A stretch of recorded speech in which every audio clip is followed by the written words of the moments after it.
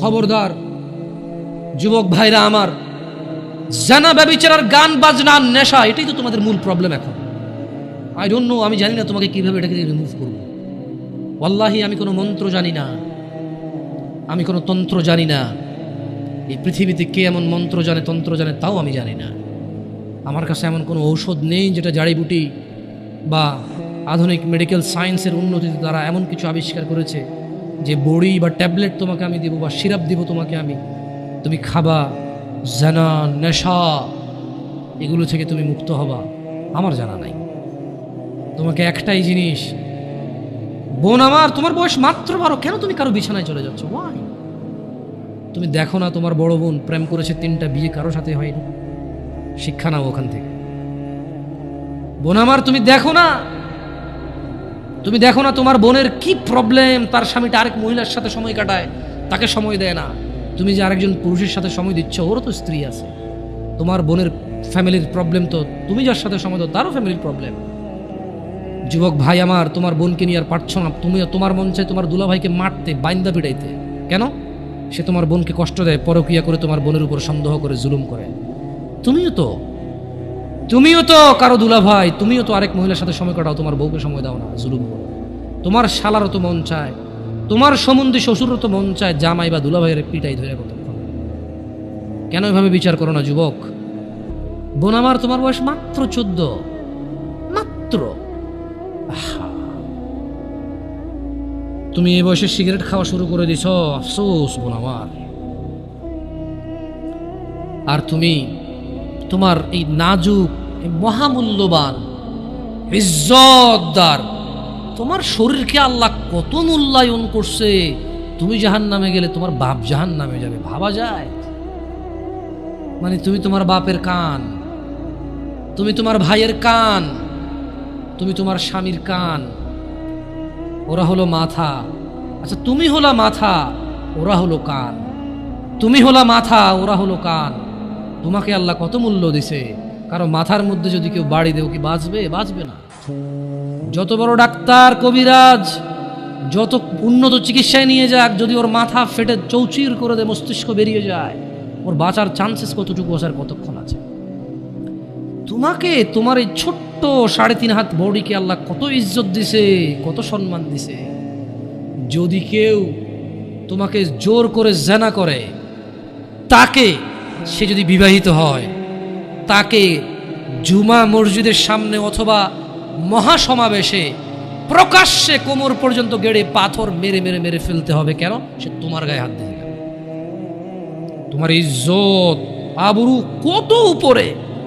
তুমি কি আর আল্লাহর সৃষ্টি জাতা? আল্লাহর সৃষ্টি বনি আদম, ওয়ালাকাদ কাররামনা বনি আদম। আল্লাহ সুবহানাহু ওয়া তাআলা বলছে যে আমি বনি আদমকে কারাম করেছি, ওদেরকে আমি সম্মানিত করেছি। ওই সম্মানিত সম্প্রদায়ের সবচাইতে মূল্যবান তুমি। তোমার ব্যাপারে এই যে মানুষগুলো, এই যে পুরুষগুলো, আদম আলাইহিস সালাম ওনার উম্মতের নবী ছিল, কিন্তু মুহাম্মদ রাসূলুল্লাহ সাল্লাল্লাহু আলাইহি সাল্লামের উম্মত যত পুরুষ, এইবার সে রাজা মহারাজা, এইবার সে কিছু একটা, সে যদি পুরুষ হয়, সে যদি মুসলিম মনে করে নিজেকে, তাকে তার রাসূলটাকে বলছে, এই আমার উম্মত যদি তুই নিজেকে মনে করিস, তবে শোন, একজন উত্তম নেক সৎ স্ত্রী দুনিয়াতে যা আছে এর চাইতে বেশি মূল্যবান। তার মানে ওই যে পুরুষ তার কাছে মূল্যবান, যেই পুরুষের কাছে নেক স্ত্রী নেই, সেই পৃথিবীতে ধনী হতে পারবে না।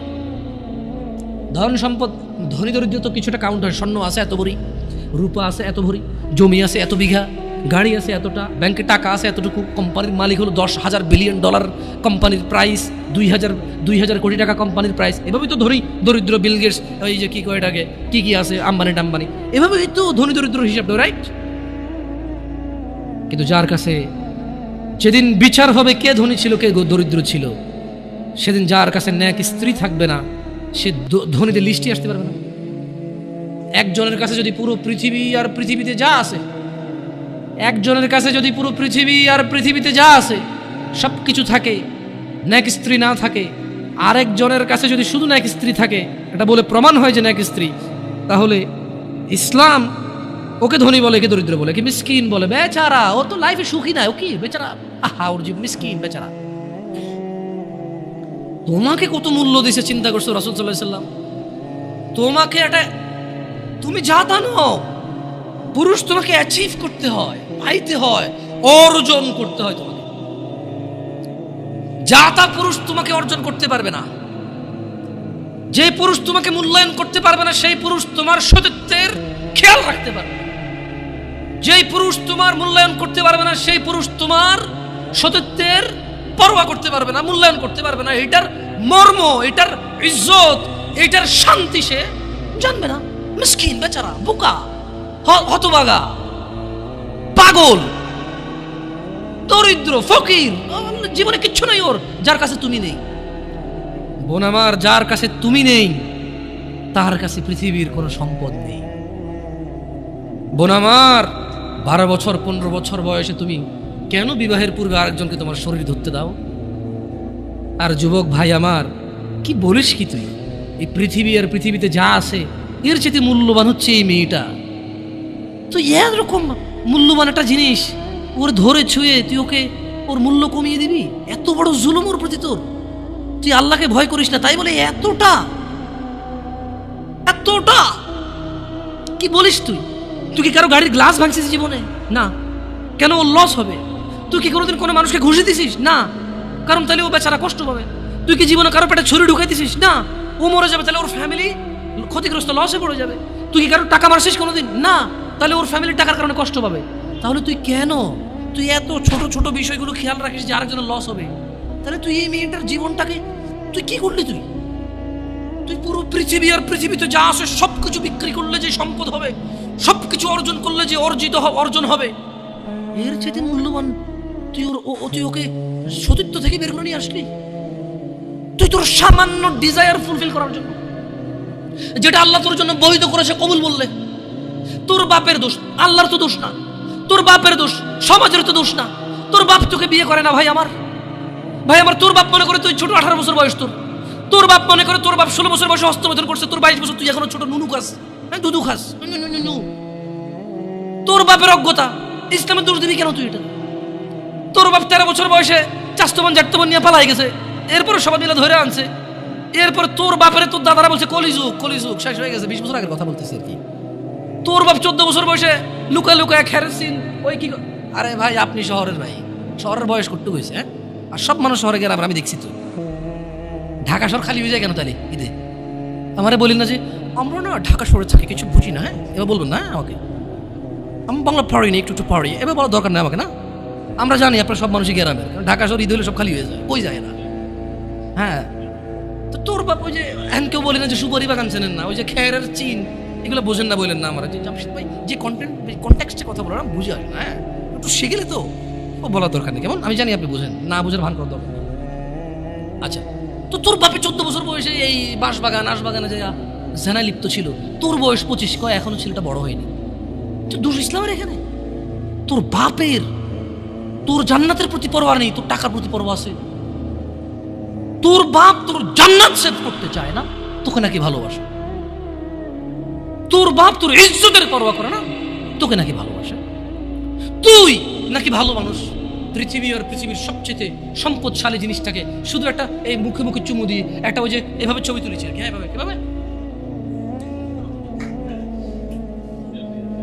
এরপরে ফোল্ডার বানায়, ফোল্ডার লক করে রাখছে যাতে কেউ না জানে। এরপর ওই মায়ের বিয়ে ঠিক হয়ে গেলে ধমক দেয়, ছবি পাঠাবো একটা করে। সামান্য ডিজায়ার যেটা তোর হালাল ভাবে আল্লাহ দিয়েছে, একটু সবর কর। তুই ক্লাস 5-এ পড়তেছিস, 6-এর জন্য ওয়েট করতেছিস না? তুই ক্লাস 8-এ পড়িস ভাই আমার, ছোট পিচ্ছি সোনামণি ভাই আমার। তোকে আমি আমার মাথায় রাখি, তুই বলছিস রাগ করিস না। তুই বললে আমি না, অত তো সিনেমা নাটক দেখি না, তোরাই কস। তুই বললে আপন, তাই তোরা আপন করে বলতেছি। আবার কইস না হুজুরের ব্যবহার খারাপ। উনি তুই করে কেন বল, উনি এভাবে কেন কথা বলেন, নিজেকে কি মনে করে? না, তোরাই ডাইরেক্ট দিস। আসলে তুই বললে আপন মনে, আমি এই জন্য ভাই তোরা আমার কইছিস তুই বললে আপন। আমি তো সৌদি আরব বড় হয়েছি, আমি তো দেশে বড় হই নাই। আমি আসার পর সব ডাইরেক্ট দেখছি আসলে আপন জনকে তুই বলে। হ্যাঁ, তুই বললে আপন মনে হয়, আমি তোরা আপন মনে করি। কারণ মুমিনুন ইখওয়া, 1450 বছর আগে আল্লাহ আমার কাছে তুই আমার ভাই। কত আপন তুই চিন্তা কর। তোরা তুই গুমরা কারে গুমরে? ভাই আমার, তুই আমার আচরণে যাইস না। হ্যাঁ, তুই আমার কত পুরনো ভাই তুই জানিস? আমার মায়ের পেটের ভাইটা আমি যেদিন জন্ম হয়েছি বুঝতে পারছি, সেদিন আমাকে আমার বাপ মা, আমার পরিবেশ বলছে আমার মায়ের পেটের ভাই।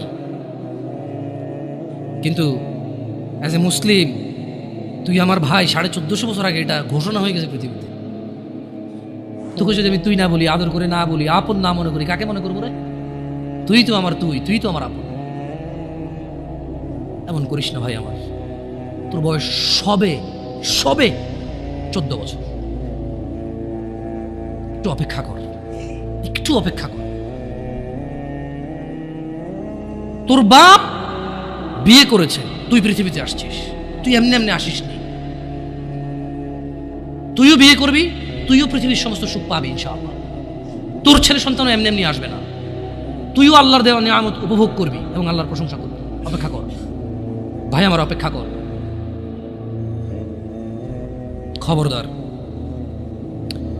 বেখেয়ালি হওয়া যাবে না, বেখেয়ালি হওয়া যাবে না। আর নিজের সামান্য ডিজায়ারকে ফুলফিল করার জন্য পৃথিবীর সবচেয়ে দামি সম্পদটাকে সবচাইতে সস্তা নিকৃষ্ট করে দেওয়া যাবে না। কেমন? বিয়ের পূর্বে কোনো মেয়ের গায়ে হাত দিবি না ভাই আমার, খবরদার। বিয়ের পূর্বে কোনো মেয়ের সাথে কথা বলবি না, খবরদার। তোর যোগ্যতা নেই ওর সাথে কথা বলার। তুই কে রে? বামন হয়ে চাঁদের দিকে হাত বাড়াবি না। আমার বোনরা চাঁদ। ওয়াল্লাহি যেদিন ইসলামী শাসন আসবে, যেদিন ইমাম মেহেদী আসবে, যেদিন ঈসা আলাইহিস সালাম আবার আসবে, ওনার বন্ধের উপর যারা হাত দেবে উনি হাত কেটে ফেলবে। তুই বামন হয়ে চাঁদের দিকে হাত বাড়াইস না। আমার বোনরা চাঁদ। ইসলাম মেয়েদেরকে চাঁদ বলেছে আর তোকে বামন বলেছে বেটা। তুই বেটা ছেঁড়া খাতা শুয়ে লাখ টাকার স্বপ্ন দেখিস, বিয়ের আগে মেয়ের গায়ে হাত দিস? তোর সাহস কত? তোর সাহস কত? তুই জানিস না মুহাম্মদ সাল্লাল্লাহু আলাইহি সাল্লাম বলছে নেক স্ত্রী দুনিয়াতে যা আছে ওর চেয়ে বেশি উত্তম। তুই কি করে ওর গায়ে হাত দিস বিয়ের আগে? তোর সেই যোগ্যতা আছে বল? তোকে আল্লাহ জাহান্নামে ফেলবে, তোকে আল্লাহ জ্বলন্ত আগুনে নিক্ষিপ্ত করবে, তোর শরীর পচবে, তোর শরীরের গন্ধে জাহান্নামীরা থাকতে পারবে না। তোকে এত নিকৃষ্ট শাস্তি দেবে কেন? কারণ তুই এত বড় জঘন্য কাজে লিপ্ত হয়েছিস। আমারে বুঝাস না মেয়েরা খারাপ, মেয়েরা খারাপ। আমি তো এত খারাপ দেখি না, তুই কোথায় তো খারাপ দেখিস? আমি তো দেখি তুই বেটা টেনে পড়িস মাত্র। তোকে আমি ছোট করে দেখছি না বেটা। তুমি বের হও, ছবি পাঠাও, নাহলে হাত কেটে ফেলবো আমি। দেখো আমি 20 বোতল নিয়ে আসি, ছবি পাঠাও। তুই বেটা আমার বোনটাকে বেটা ফুসলেছিস বেটা। ফাজিল, মেয়েরা খারাপ, মেয়েদের খারাপের কারণে দুনিয়া। তুই কে রে? তুই কি? মেয়েরা খারাপ? শোন, আমাদের গ্রামে প্রবাদ আছে, ধর্মীয় কথা না এটা। এখন যেটা বলছি এটা প্রবাদ, এটা ধর্মীয় কথা না। কোনো মেয়ের দেখবেন হাঁটুর উপরে কাপড় ওঠে আর নামে না বেটা। তুই উঠাইছিস হাঁটুর উপরে কাপড়, ও উঠায়নি। হাঁটু পর্যন্ত তুই উঠাইছিস আর এখন সে নামাচ্ছে না। তুই মনে করিস তুই বেঁচে গেছিস না? তুই মনে করিস তুই জিনাই জেনা না? না বেটা, ও তোর সাথে জেনা করেছে, এরপরে তোকে বাদ আরেকজনের সাথে করবে, আরেকজনের সাথে করবে। আর তুই সূচনা, তুই ওকে শিখাইছিস এটা। সবগুলো তোর উপরে আসবে বেটা। তুই নিজের ছোট পাপিষ্ট মনে করিস না? তুই মনে করিস কি হয়েছে, আমি তো একটা চুমাই নিছি। আমি তোকে বলছি ছবি তুলে পাঠাও, টয়লেটে যাও, ব্লাউজ খুলে ছবি তুলে পাঠাও, জামা খুলে ছবি তুলে। বেটা ফাজিল, আল্লাহ তোকে হিদায়াত দিকে। আমিন। ভয় পা, আল্লাহকে ভয় পা ছোট ভাই আমার। সবাই বুড়া হয়ে মরে না, বহু মানুষ যৌবন্ত অবস্থায় মরে যায়। ছোট ভাই আমার, তোর ঘরেও বোন আছে, ভয় পা, আল্লাহকে ভয় পা। তুই এত বড় অপরাধে লিপ্ত হইস না। তুই মেয়েদের হাঁটু পর্যন্ত কাপড় তুলিস না, খবরদার, তুই এটা করিস না। মানুষ তো বেশি নাই, তারপর আলহামদুলিল্লাহ সবাইকে কবুল করুন, যেহেতু ঘরোয়া পরিবেশে। বলেন তো কোনো মেয়ে, আপনার বয়স তখন 16 বছর ছিল আর কি। আচ্ছা যান, কোনো একটা 14 থেকে 18 বছরের মেয়ে আপনাকে বলছে চলো আমরা একসাথে থাকি, বলেন 1 লাখ একটা পাবি না, 1 লাখ। আমি বলে দিচ্ছি, চ্যালেঞ্জ হলে আসিও, তুমি প্রমাণ করে দিও, যাও। মেয়ে কি বলো, মেয়েরা প্রেম হারাম ইসলামে বিয়ের পূর্বে সম্পর্কই হারাম। কিন্তু এর মধ্যেও কোনো মেয়ে ছেলেকে বলে না কিস করো, আমাকে একটা তোমার লুঙ্গি খুলে ছবি পাঠাও, বলে না। প্রত্যেকটা ছেলে বলে, এভরি সিঙ্গেল ছেলে বলে এটা।